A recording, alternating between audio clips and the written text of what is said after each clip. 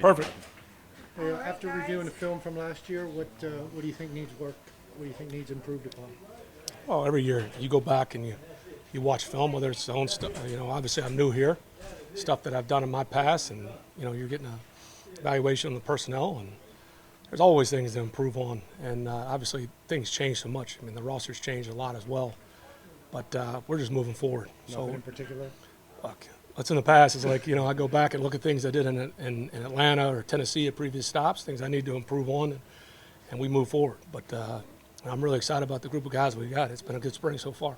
What do you like about What's that? What is it you like about the personnel you have there? Well, we got a lot of guys that can play in multiple spots, whether it's our tight ends, we have some receivers that give position flexibility. Really like the depth that we got up front right now, and obviously the quarterback position, but really the whole room is new, players and coaches. And gives you a lot of options. These guys, we have experience with Russ and Justin, and even Kyle, guys that have played meaningful snaps in this league, so it's been fun. Does it make it easier or harder when your quarterback room is new like this? Because they're all learning at the same. It's probably pace, easier, if you take, you get a job like this, and there's a guy that's maybe been here 10 years. They may have a certain way they've done things, and so you're new. We're all new, and so that's been fun. Going back and looking at the film of stuff, all three of those guys have done at previous stops, stuff I've done at different stops with different quarterbacks. So to answer your question, short answer, yes, it's a little bit easier when everybody's new.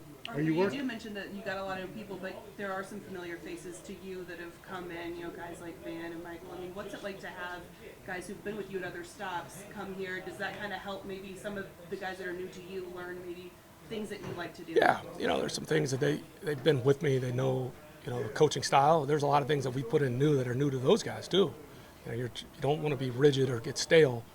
But a little personality, fill in the blanks, that really helps. And then the other exciting part, we got a lot of young offensive guys that were drafted here. And in a previous stop, I was heavily involved in the roster acquisition. So there's a lot of work that was done.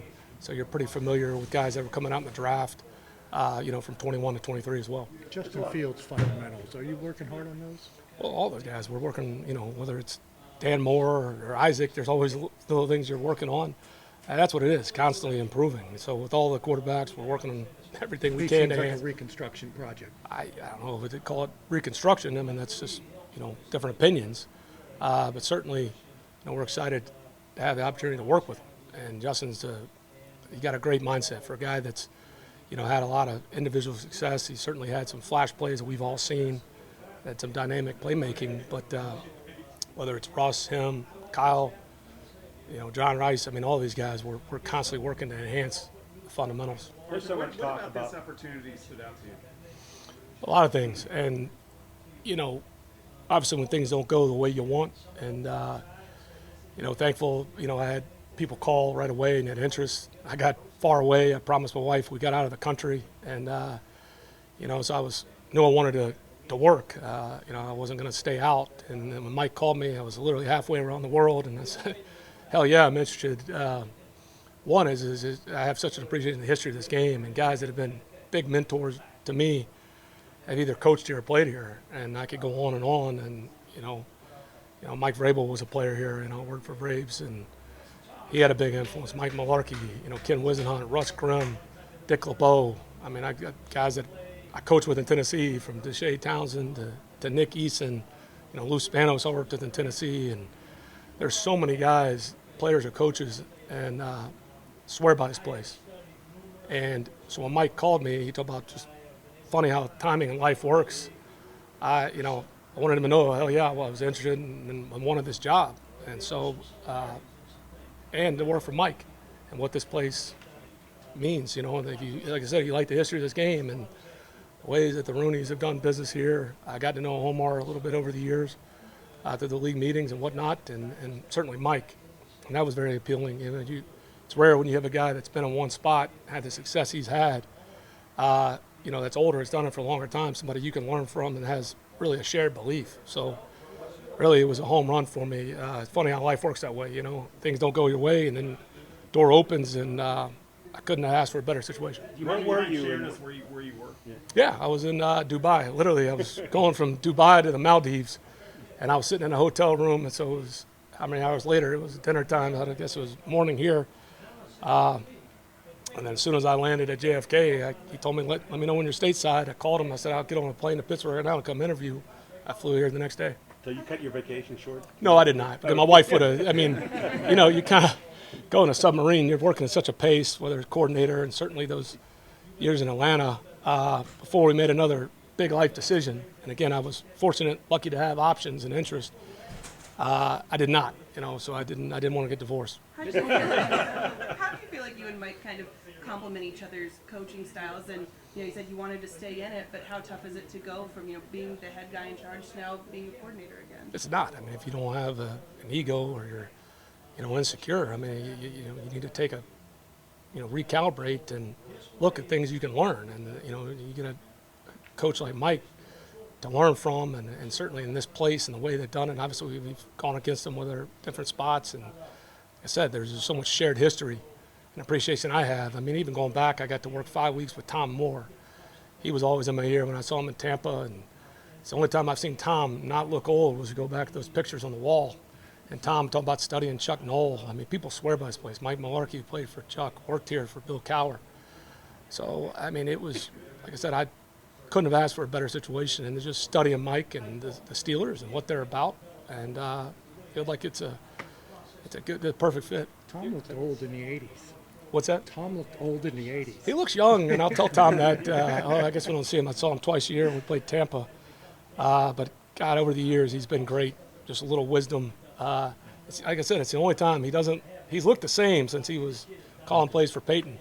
But he's been awesome behind the scenes, been a good mentor to me as well. Archie, speaking with your offensive lineman, it's clear that physicality is a point of emphasis for you. Why is that such a point of emphasis, and what does that look like here early on for you?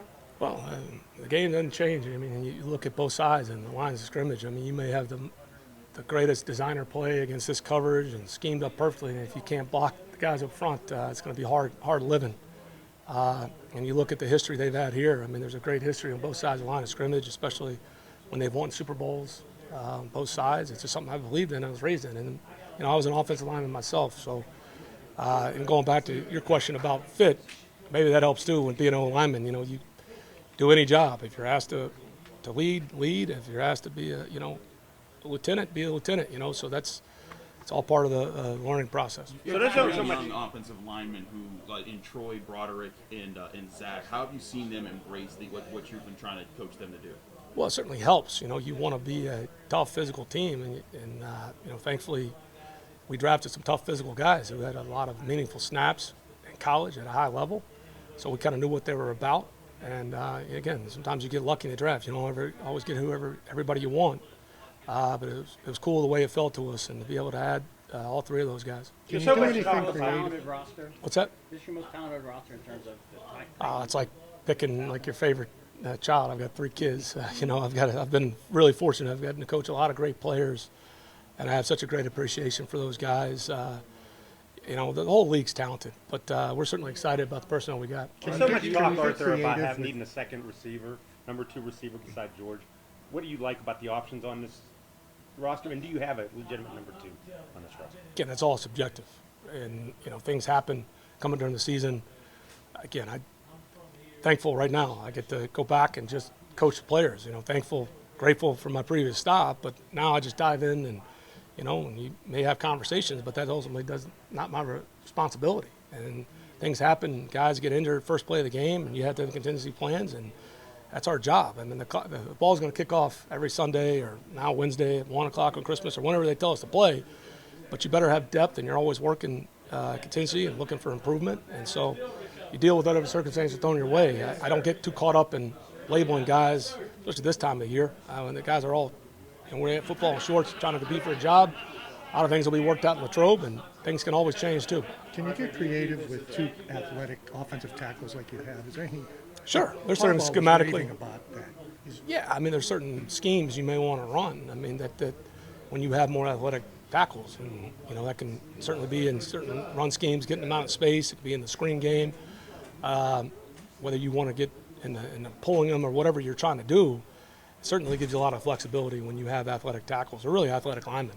Arthur, as you've started to learn about your roster, the running back position, what stands out to you about just the top 2 backs, what they might do differently, similarly? And Yeah. how do they fit into what you want to do? Well, ultimately, it's a fine line. I mean, you have your beliefs, but you're not so rigid. You're trying to play to their strengths and enhance things year after year to try to get them to improve on. But both Najee and Jaylen have had a lot of success in this league, and so as they fit in there, I mean, you break it down, give or take, 17-game season. You hope to have 1,100 plus plays, and if you're a balanced offense, give or take where your carries are out.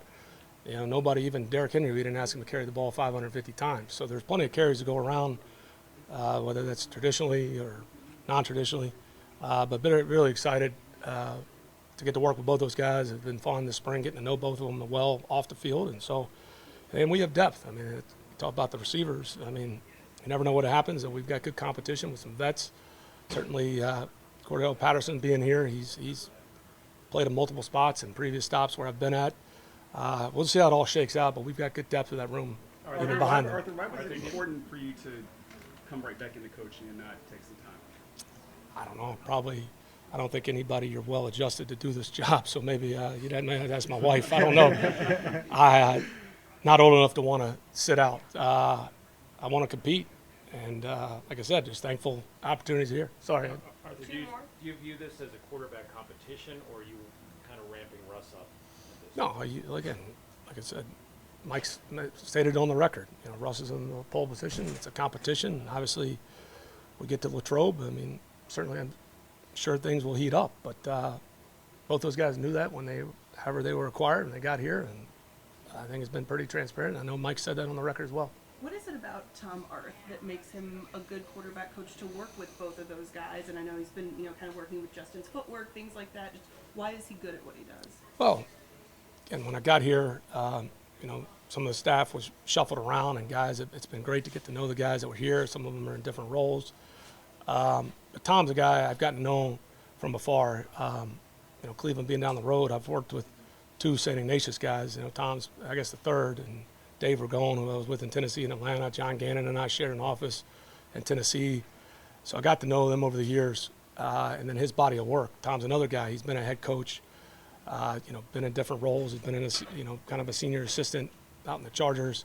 Guy that played quarterback in this league, was a backup to Peyton Manning. Spent some time with Mike McCarthy, and that thing got going early on. And when he interviewed, all the things, the way he teaches and things he believes in, the details, the fundamentals. He's a fantastic communicator, and ultimately we're teachers, and that's a big part of our job. And Tom checked a lot of those boxes. All right.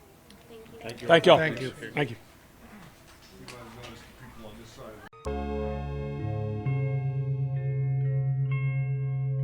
Thank you for checking out this content from Post-Gazette Sports. If you watch this video on YouTube, please like the video and subscribe to our channel. For all of the sports coverage the Post-Gazette has to offer, visit post-gazette.com.